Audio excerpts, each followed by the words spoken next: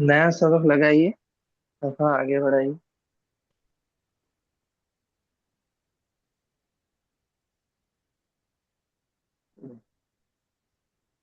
बिस्मिल्लाहिर्रहमानिर्रहीम।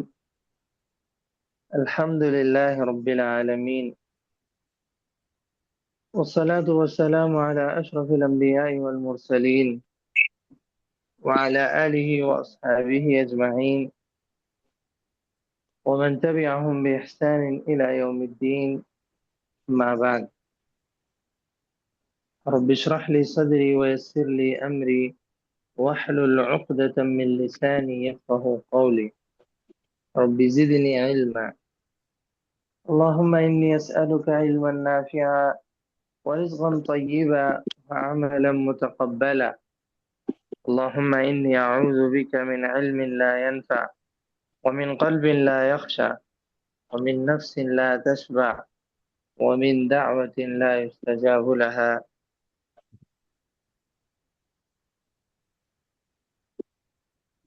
آج ہمارے سامنے الدرس التاسع نواں سبق ہے۔ نواں سبق التاسع نواں، جی تسعہ جو ہے نو کو کہتے ہیں، اس کو گنتی کی یعنی گنتی کی طرح بنانے کے لیے تسعہ کو تاسع ایسے نواں۔ جی تو اس سبق میں اس سبق کا اصل مقصد جو ہے وہ ہمیں موصوف اور صفت سمجھانا ہے۔ موصوف صفت، موصوف صفت اس کو عربی میں نعت اور منعوت کہتے ہیں۔ جی، نعت نون عین تا نعت، اسی سے پھر منعوت، اردو میں موصوف صفت کہتے ہیں اس کو۔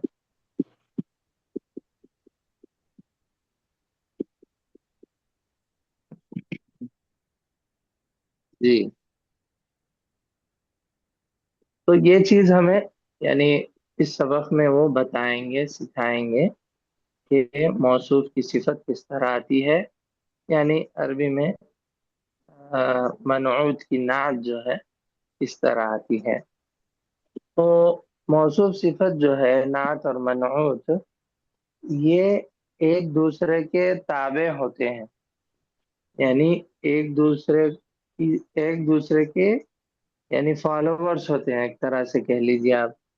یعنی مثال کے طور پر اگر موصوف جو ہے مذکر ہے تو اس کی صفت بھی مذکر ہی لائیں گے آپ۔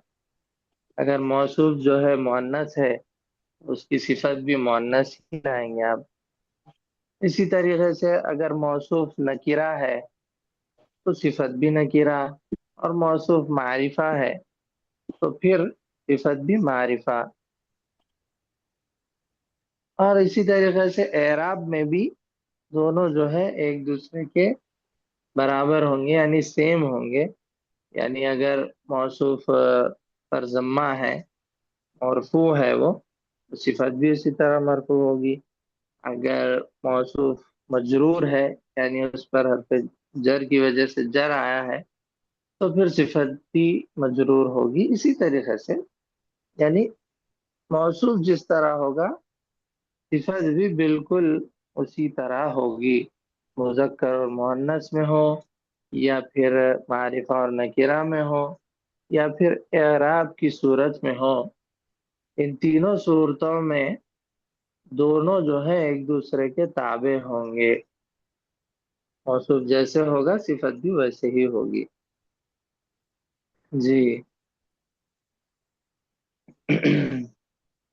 تو اس سبق میں یہ ہم جاننے کی کوشش کریں گے انشاءاللہ۔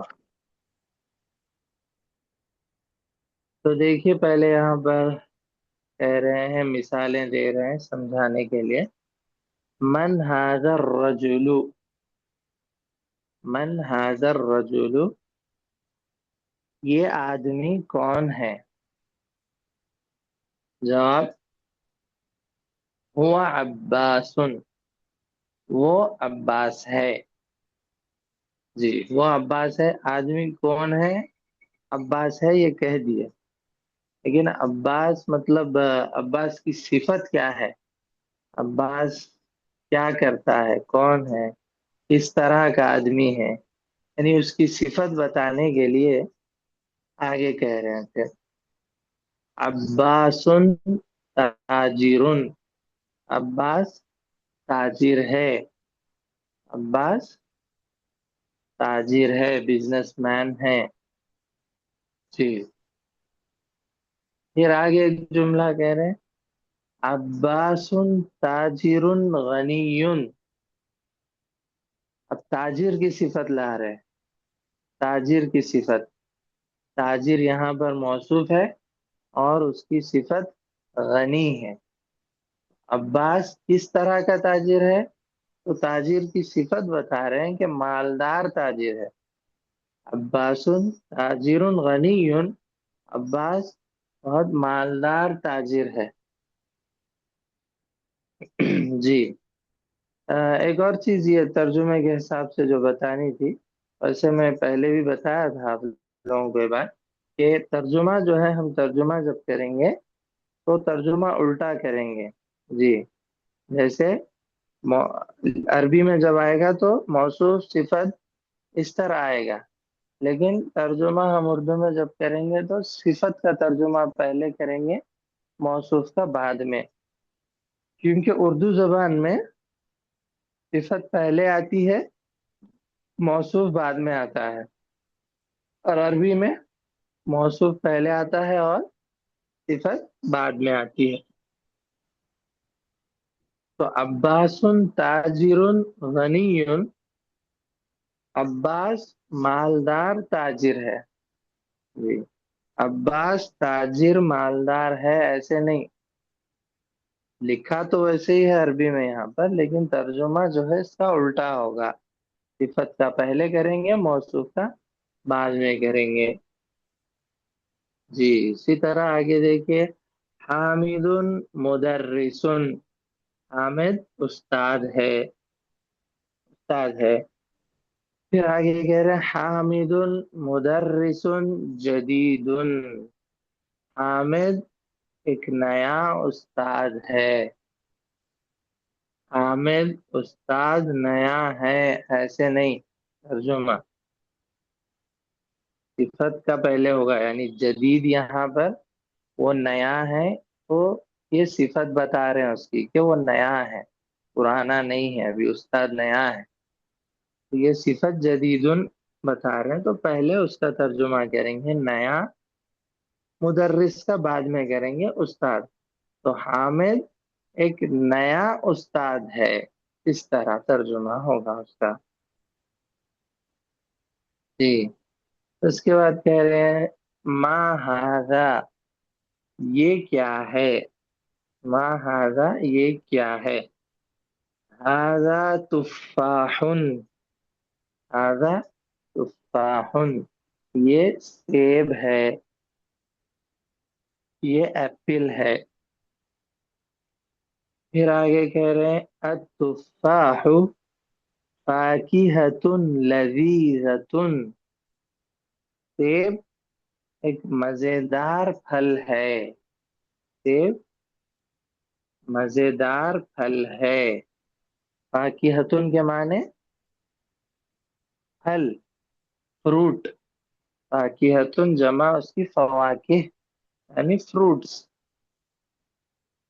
تو کوئی بھی فروٹ ہو سکتا ہے. یہاں پر التفاح کہہ کر بات واضح ہے کہ یہاں سیب کی بات ہو رہی ہے. تو فاکہۃ کی صفت پھر آگے لا رہے ہیں کہ یہ فروٹ کیسا ہے، اس کی صفت بتانا ہے کہ کڑوا ہے یا کھٹا ہے یا میٹھا ہے، کیسے ہے. تو فاکہۃ کی صفت آئی لذیذۃ. جی لذیذۃ. فاکہۃ مؤنث ہے، آیتانیس ہے اس پر، مؤنث ہے فاکہۃ، تو اس کی صفت بھی جو ہے آیتانیس کے ساتھ ذکر کی گئی، مؤنث.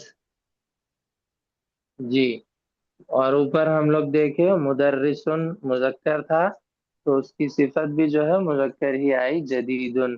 ویسے ہی تاجرن کی صفت بھی غنیون. اور سب پر جو ہے ضمہ ہے یعنی دو پیش ہے تنوین، تو ان کی صفت پر بھی سیم بالکل اسی طرح وہ لایا جا رہا ہے.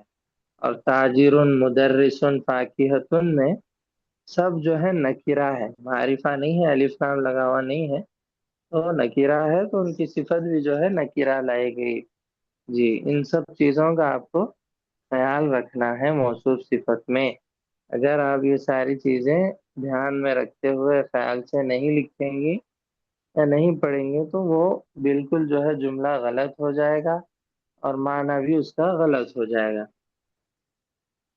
جی، اس کے بعد کہہ رہے ہیں ما ذالکا، وہ کیا ہے. ما ذالکا وہ کیا ہے. ذالکا عصفور، ذالکا عصفور وہ چڑیا ہے. عصفور چڑیا کو کہتے ہیں، چڑیا چھوٹی سی جو چڑیا ہوتی ہے، شاید اسپیرل کہتے ہیں اس کو یا کچھ انگلش میں ایسے کچھ کہتے ہیں.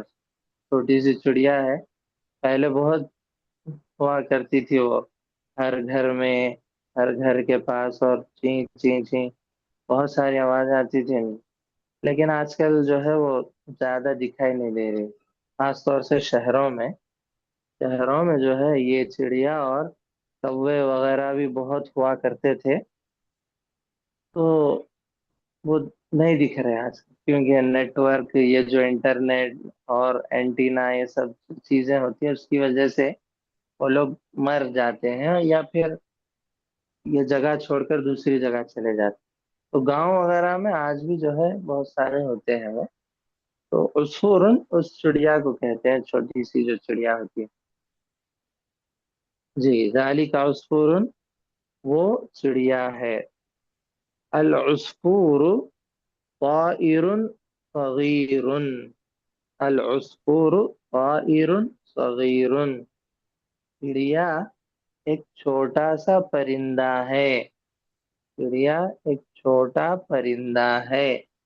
طائرن کے معنی، طائرن کے اصل معنی اڑنے والا. تو یہاں پر طائرن سے مراد پرندہ، پرندہ کہہ لیجیے آپ، کیونکہ ہر پرندہ اڑنے ہی والا ہوتا ہے. جی، اسی سے فلائٹ جو پلین ہوتا ہے اس کو بھی طائرتن کہتے ہیں. جی، تو یہاں پر طائرن کی صفت جو ہے لائی گئی صغیرن. طائرن، العصفور طائرن، چڑیا ایک پرندہ ہے. وہ پرندہ کس طرح ہے تو اس کی صفت جب آگے لا رہے ہیں صغیرن، طائرن صغیرن، کہ وہ چھوٹا پرندہ ہے، چھوٹی چڑیا ہے.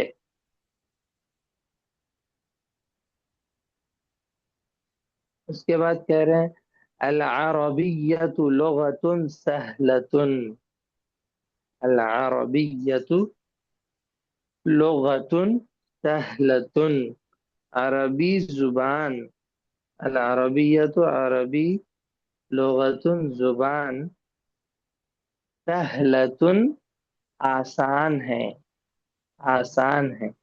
لغتن کی صفت سہلتن، لغتن موصوف یعنی منعوت، اس کی نعت جو ہے سہلتن ہے. تو عربی زبان کیسی ہے، صفت ہے اس کی آسان. العربیۃ لغۃ سہلۃ، عربی زبان آسان ہے. یا پھر آپ ترجمہ اس طرح کریے کہ العربیۃ لغۃ سہلۃ، عربی آسان زبان ہے. ایسے کریے ترجمہ، یہ جو ہے یعنی زیادہ درست ہوگا اور صحیح ہوگا کہ عربی آسان زبان ہے، عربی آسان زبان ہے. جی، اس کے بعد دیکھیے کہہ رہے ہیں العربیۃ لغۃ جمیلۃ. جی، صرف سہلتن ہٹا کر وہاں پر جمیلتن رکھ دیے ہیں، یعنی عربی ایک خوبصورت زبان ہے. لغتن مؤنث ہے، اسی لیے جمیلتن بھی مؤنث لایا گیا. لغتن نکیرہ ہے، اسی لیے جمیلتن بھی نکیرہ لایا گیا. لغتن کے اوپر دو پیش ہے آخر میں، تو جمیلتن پر بھی جو ہے دو پیش آخر میں لایا گیا. اور ترجمہ جو ہے اس کا پہلے نعت کا کیا جائے گا یعنی صفت کا، اور بعد میں پھر منعوت کا یعنی موصوف کا. تو العربیت لغت جمیلت، عربی خوبصورت زبان ہے. جی. اس کے بعد عمار طالب مجتہد. عمار محنتی طالب علم ہے. عمار ایک محنتی طالب علم ہے. مجتہد طالب علم، یا عفوا مجتہد بہت زیادہ محنت کرنے والا. جی. اجتہد یجتہد اجتہادن سے یعنی محنت کرنے والا، مشقت اٹھانے والا. ومحمود طالب کسلان. ومحمود طالب کسلان. اور محمود سست طالب علم ہے. سست، کسلان کے معنی کیا ہے؟ سست، آلسی کہتے ہیں ہم لوگ اس کو. سست، سستی بھری ہوئی جس کے اندر رہتی، اس کو کہتے ہیں کسلان. جی. تو محمود سست طالب علم ہے. یہاں پر آپ لوگ دیکھیے کہ کسلان پر جو ہے دو تنوین نہیں آئی، یعنی دو پیش نہیں آئے، اس پر تنوین نہیں لکھیں گے. جیسے ہم رول بتائیں نا اس کا اصول موصوف اور صفت کا، یہاں پر جو ہے اس اصول کے، اس رول کے خلاف کر رہے ہیں. جیسا کہ ہر قاعدے میں کہیں نہ کہیں کچھ نہ کچھ خلاف چیزیں ہوتی ہے. جیسا ابھی حروف جر وغیرہ کے بارے میں پڑھے ہم لوگ، تو مبنی کچھ حروف ہوتے ہیں، الفاظ جو حرکت کسی کی قبول نہیں کرتے، کسی کا عمل قبول نہیں کرتے، ان پر جر وغیرہ نہیں آتا. لیکن عام قاعدہ کیا ہے کہ حرف جر جہاں بھی آئیں گے تو جر دیں گے وہ. جی. ویسے ہی عام قاعدہ آپ کو موصوف اور صفت کا بتایا گیا کہ موصوف پر جو حرکت ہوتی ہے صفت پر بھی وہی آتی ہے، لیکن یہاں پر اس کے خلاف ہو رہا ہے. جیسے طالبن ہے، تو طالبن کی صفت کسلان لائی گئی تو کسلانن نہیں کہا گیا بلکہ کسلانو، صرف ایک پیش کے ساتھ. تو اس کا مسئلہ یہ ہے کہ یہ الف نون جن الفاظ کے بھی آخر میں، جن حروف کے بھی آخر میں الف نون آتا ہے، الف نون، جیسے یہاں ہے کسلان، فعلان کے وزن پر، فعلان کے وزن پر جو بھی لفظ آئے گا، جو بھی حرف فعلان کے وزن پر آئے گا اور آخر میں الف نون آئے گا، تو اس کو تنوین نہیں دی جائے گی. اس کو کبھی بھی تنوین نہیں دیں گے، صرف ایک ہی پیش کے ساتھ جو ہے اس کو لکھیں گے. جی. تو محمود سست طالب علم ہے. اس کے بعد کہہ رہے ہیں من انت، تم کون ہو؟ من انت، تم کون ہو؟ انا طالب، میں طالب علم ہوں. انت طالب جدید، کیا تم نئے طالب علم ہو؟ نعم انا طالب جدید، ہاں میں نیا طالب علم ہوں. جی. یہاں تک یہ سبق ختم ہوا. تو بات آپ لوگوں کے سامنے اچھی طرح واضح ہے.